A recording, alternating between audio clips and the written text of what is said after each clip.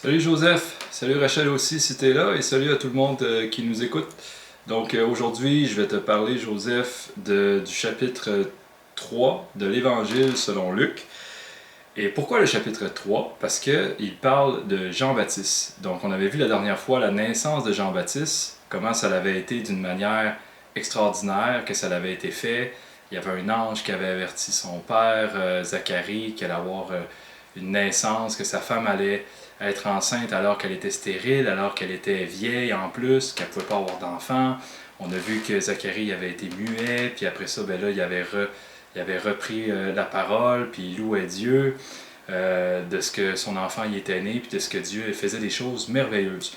Donc aujourd'hui, la suite de ça, c'est que Jean-Baptiste, à un moment donné, il est devenu adulte, et c'est là qu'a commencé son ministère, donc le ministère pour lequel Dieu l'avait fait naître, c'est comme ça qu'on peut le dire. Jean-Baptiste devait venir avant Jésus, comme je l'avais dit la dernière fois, parce que c'était prophétisé dans la Bible, qu'il devait préparer le chemin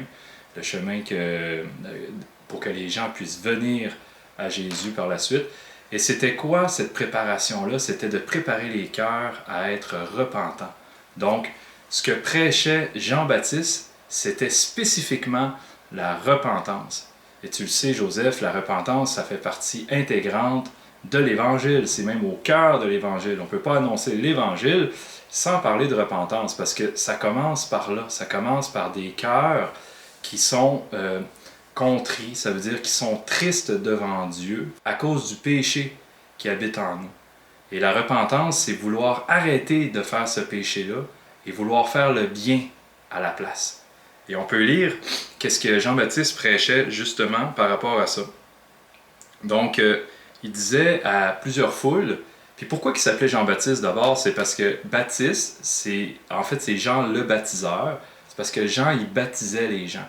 Il baptisait les gens du baptême de la repentance. Donc, les gens qui venaient à lui, c'était pour se faire baptiser dans l'eau. Tu sais, c'est quoi un baptême? Donc, il allait dans l'eau, il mettait dans l'eau, il l'immergeait. Ensuite, il le ramenait. Et ça représentait justement la repentance, donc le dépouillement, l'enlèvement ou le nettoyage, on peut dire aussi, de toutes les impuretés. C'était une représentation. Ça n'enlevait pas l'impureté pour de vrai, mais c'était comme un symbole. Ça symbolisait ça. Puis les gens, ils venaient se faire baptiser dans le Jourdain avec Jean le baptiseur, Jean-Baptiste, qui baptisait pour ça. Donc, qu'est-ce que Jean-Baptiste disait à ces foules-là qui venaient à lui? Il disait « Produisez donc des fruits dignes de la repentance, et ne vous mettez pas à dire en vous-même « Nous avons Abraham pour père », car je vous déclare que de ces pierres, Dieu peut susciter des enfants à Abraham. » Parce que les gens, dans ce temps-là d'Israël, il y en avait qui pensaient qu'ils allaient être sauvés ou qu'ils allaient être pardonnés de leurs péchés simplement parce que Abraham, c'était leur arrière-grand-père.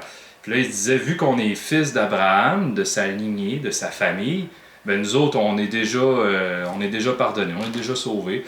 Mais Jean-Baptiste leur rappelait, non, c'est pas comme ça que ça fonctionne. Donc, s'ils ne produisent pas des fruits dignes de repentance, c'est-à-dire que si ils veulent pas se détourner de leur mauvaise voie, du péché, puis qu'ils veulent se détourner de ça pour faire le bien, s'ils veulent pas faire ça, ben ça sera pas possible pour eux de pouvoir accepter Christ dans leur vie, ce sera pas possible pour eux d'être délivrés de leur péché. Donc on n'est pas délivré du péché dès qu'on est à la naissance. C'est un choix que Dieu met devant nous et il nous donne la force de pouvoir faire ce choix-là, parce que par nous-mêmes on peut pas. Mais il faut simplement dire oui à Dieu qui nous offre ça. Donc, qu'on puisse se repentir, c'est-à-dire qu'on puisse vouloir arrêter de faire les péchés que l'on fait, se détourner de ce chemin-là de ténèbres pour aller vers le chemin de la lumière qui est la justice, la vérité, la bonté. Et donc, c'est ça qu'enseignait Jean-Baptiste, dans le fond. Donc, les foules disaient à Jean-Baptiste, puis il lui disait, oui, ok, mais qu'est-ce qu'on devrait faire d'abord? C'est quoi les actions qu'on devrait faire pour... là, tu dis qu'on devrait faire des actions qui sont dignes de la repentance. Ça veut dire qu'ils sont en lien avec la repentance. Mais c'est quoi ces actions-là? Puis là, Jean-Baptiste, il leur donne des exemples concrets. Il leur répondit que celui qui a 2 tuniques partage avec celui qui n'en a point, et que celui qui a de quoi manger agisse de même. Il vint aussi des publicains pour être baptisés. Et ils lui dirent, Maître, que devons-nous faire? Les publicains, c'est eux qui s'occupaient de l'impôt. Ça veut dire qu'ils prenaient l'argent des gens pour le donner au roi ou à César dans ce temps-là. Parce que les gens, ils payaient des taxes, payaient des impôts comme nous aujourd'hui. Mais sauf qu'ils le donnaient au roi au lieu de le donner au gouvernement. Et les publicains, ils n'étaient pas super bien aimés du peuple parce qu'ils volaient de l'argent souvent. Puis les gens, ils ne pouvaient rien faire contre ça. Il leur répondit, n'exigez rien au-delà de ce qui vous a été ordonné. Il y a aussi des soldats qui lui demandèrent, et nous, que devons-nous faire? Il leur répondit, ne commettez ni extorsion ni fraude envers personne, et contentez-vous de votre solde. Ça veut dire contentez-vous de votre salaire, parce que les soldats, vu qu'ils étaient forts, puis ils étaient en gang, puis en plus il y avait de l'autorité, ils pouvaient, s'ils étaient méchants, ils pouvaient exiger « Toi, donne-moi plus d'argent » ou « Toi, donne-moi ça ». Puis c'était pas correct de faire ça. Puis Jean-Baptiste, il leur dit « Contentez-vous seulement du salaire que vous recevez, plutôt que d'extorquer, ça veut dire d'exiger, contrairement à leur volonté, les objets des autres ou les choses qui appartiennent aux autres personnes. » Et comme le peuple était dans l'attente et que tous se demandaient en eux-mêmes si Jean n'était pas le Christ, il leur dit à tous, « Moi, je vous baptise d'eau, mais il vient celui qui est plus puissant que moi, et je ne suis pas digne de délier la courroie de ses souliers. Lui vous baptisera du Saint-Esprit et de feu.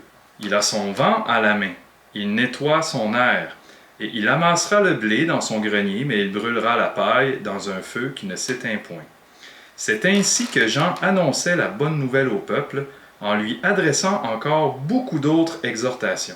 Voilà pour ce qui est de qu'est-ce que Jean-Baptiste prêchait. Puis pourquoi que Jean-Baptiste s'appelait Jean-Baptiste? C'est parce qu'il baptisait dans l'eau, comme je l'ai dit tout à l'heure. Qu'est-ce qu'on peut retenir de ça? Tu le sais déjà, puis toi, tu t'es déjà repenti de tes péchés, mais ce qui est important aussi, c'est de se repentir de nos péchés à tous les jours. Puis comment qu'on fait ça? C'est en commençant par la prière. Et c'est en commençant par demander pardon à Dieu pour les péchés qu'on a faits. C'est important de le faire chaque jour, de le faire même à chaque fois qu'on fait un péché, de se dire « Oh, ok, là j'ai fait un péché, il faut plus que je recommence, puis il faut que je demande pardon à Dieu. » Puis le Seigneur, il va t'aider, le Seigneur va nous aider à aller de l'avant et à oublier ce péché-là passé qui vient juste de pardonner si on lui a demandé, puis à faire le bien à la place. Donc c'est ça la repentance. La repentance, c'est quelque chose qu'on doit renouveler, ça veut dire qu'on doit refaire de nouveau à tous les jours, parce que tout le monde fait des péchés à chaque jour, jusqu'à temps que Jésus revienne nous chercher, où là, il n'y aura plus de péché, puis ça va être merveilleux. Donc voilà la vidéo d'aujourd'hui. C'était pour te dire brièvement qu'est-ce que c'était le ministère de Jean-Baptiste. Donc à bientôt Joseph, à bientôt Rachel aussi si tu étais là, et à bientôt les autres peut-être qui nous écoutaient. Bye bye!